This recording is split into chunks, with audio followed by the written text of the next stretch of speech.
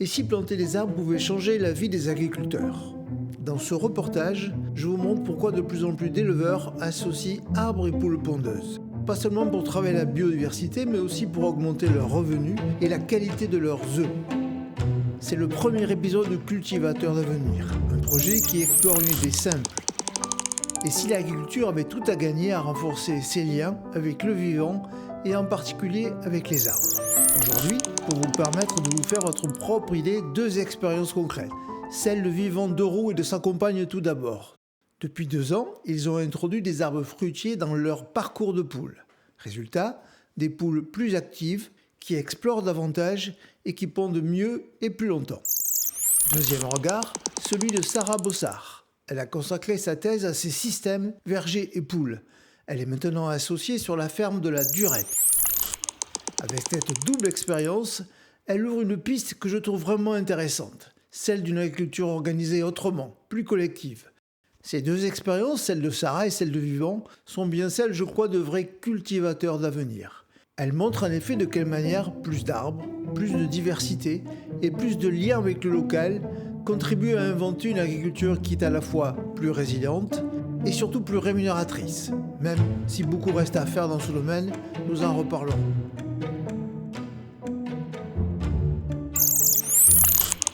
La ferme a commencé avec un seul poulailler, un seul parcours. Et on s'est dit ce serait intéressant d'y mettre un verger à l'intérieur de ce parcours. Et on s'est aperçu avec le temps que les arbres grandissaient, que ça développait un bien-être pour les poules. Elles allaient plus loin dans le parcours, elles exploitaient bien mieux, elles s'y sentaient bien mieux, on avait un meilleur taux de ponte.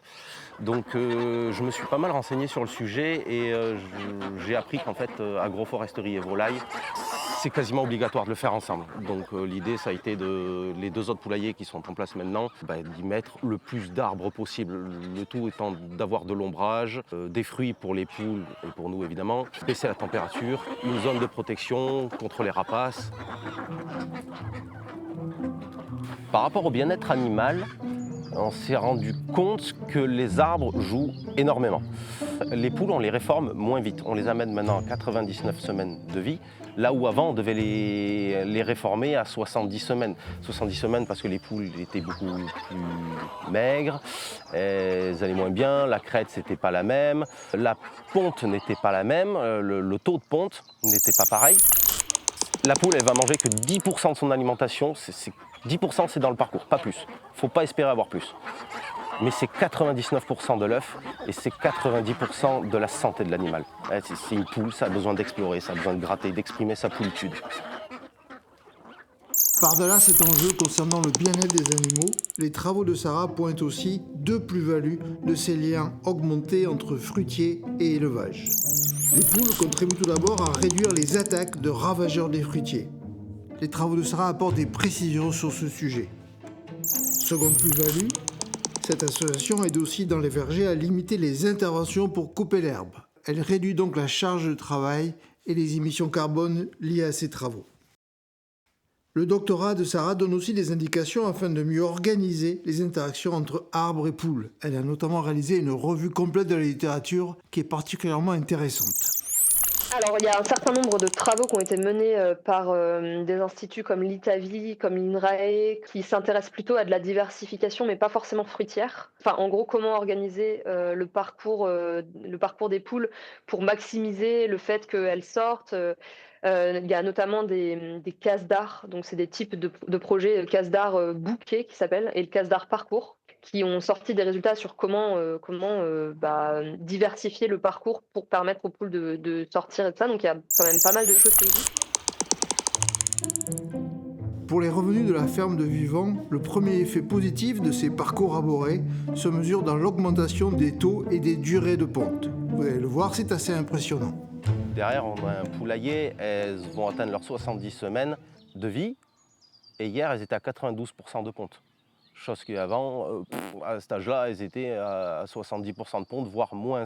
Améliorer le bien-être animal, surtout grâce à l'agroforesterie, c'est un énorme plus. Il y a des techniciens qui passent ici de poules, ils ont 30 ans d'expérience dans les dents, et quand ils voient le taux de ponte, ils voient le taux de mortalité, ils n'en reviennent pas.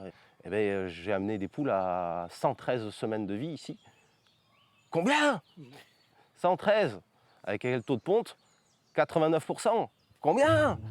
Cette place nouvelle de l'arbre aide Vivant et sa compagne à consolider leurs revenus.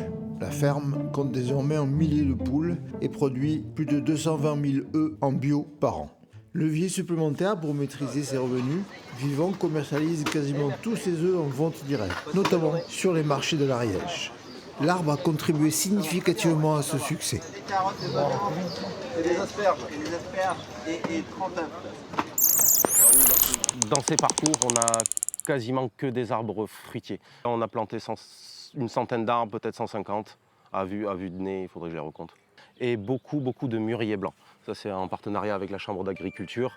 Ce que je vais chercher, ça va être le plus gros ombrage possible. Dans l'avicole, pour les parcours, on va chercher, dans le sud du moins, au moins 50% d'ombrage du parcours. Donc un parcours de 3000 m², il faudrait 1500 m² d'ombrage.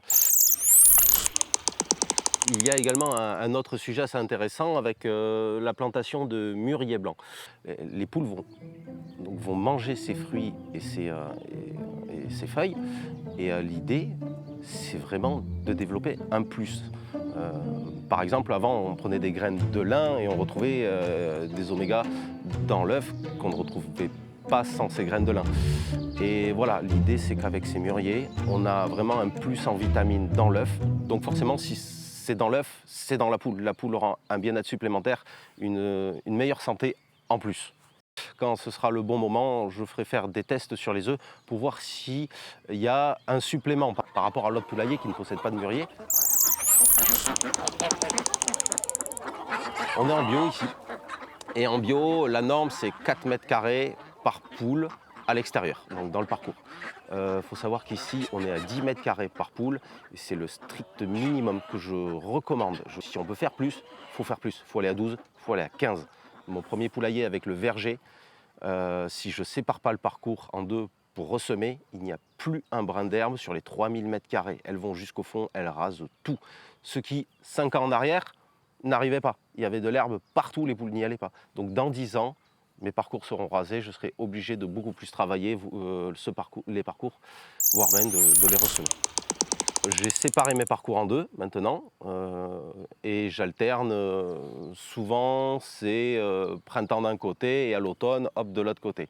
Ce qui laisse le temps à la terre de se régénérer. Je ressème de l'herbe, sinon il n'y a que des trucs inintéressants pour les poules qui poussent. À la fin de son doctorat, Sarah est devenue agricultrice. Elle s'est associée au fondateur de la ferme de la Durette. Elle a ainsi pu poursuivre le développement de ses pistes de travail. Elle a par exemple lancé l'élevage de poules pondeuses dans la ferme, qui vendent donc aussi maintenant des œufs.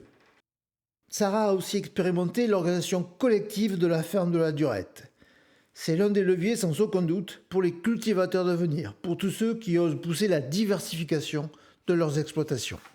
Pour le coup, ça c'est quelque chose que moi j'expérimente peut-être plus au quotidien, dans le sens où on a une ferme en agroforesterie où on a 3 ateliers, maraîchage, arboriculture et poules pondeuses. Enfin, c'est le fait qu'on soit en collectif qui permet qu'on arrive un peu à se spécialiser et à être de plus en plus efficace dans la gestion de ces ateliers, parce que mine de rien, ça nécessite d'avoir un certain nombre de compétences, d'avoir du temps pour observer les différentes choses. Enfin, plus on est diversifié, plus on a des risques de s'éparpiller, et le fait qu'on soit plusieurs, ça nous permet de limiter un peu ça. Et dans le collectif, on est toujours plus fort parce qu'on est complémentaires, quoi. Et ça nécessite d'être vraiment bien accompagné, parce qu'il y a un certain nombre de choses à gérer sur comment on se gère entre nous, enfin comme tout collectif, mais d'autant plus quand on est face à un métier qui est assez peu rémunérateur par rapport au temps qu'on y passe. Il y a forcément des conflits et des enjeux qui émergent et qu'il faut réussir à accompagner et gérer pour que le collectif y tienne le coup. Une fois encore revient la question cruciale du juste prix des produits agricoles et des revenus des agricultrices et des agriculteurs. Et pour avancer dans la recherche de solutions, Sarah rappelle cette piste de la sécurité sociale et alimentaire, une piste sur laquelle nous reviendrons. Sur ces questions-là, il y a notamment toutes les réflexions autour de la sécurité sociale de l'alimentation. Si on veut réussir à amorcer une réelle transition agroécologique, en fait, on peut peut-être s'inspirer de la question de la sécurité sociale. Enfin, que l'alimentation devrait être considérée de la même manière que les médicaments, enfin que la santé devrait être considérée comme comment dire, un droit quoi, auquel on a accès. Mais il y a toute une réflexion à faire sur en fait comment permettre à la fois aux agriculteurs de produire de manière plus vertueuse et aux consommateurs de manger des produits qui sont meilleurs pour leur santé et meilleurs pour la planète. C'est des pistes de réflexion pour le futur qui sont hyper intéressantes et il y a beaucoup d'ouvrages qui ont été produits là-dessus. Ce premier reportage Cultivateurs d'avenir apporte, je l'espère, une première preuve de l'intérêt d'augmenter la place des arbres dans l'agriculture. D'autres témoignages suivent dans d'autres reportages. La vidéo d'aujourd'hui rappelle aussi le lien entre ces projets de diversification agricole et des pistes politiques structurantes, par exemple celle de la sécurité sociale alimentaire. Ce seront autant de sujets pour des reportages à venir. Nous vous souhaitons le meilleur et je vous dis à très vite.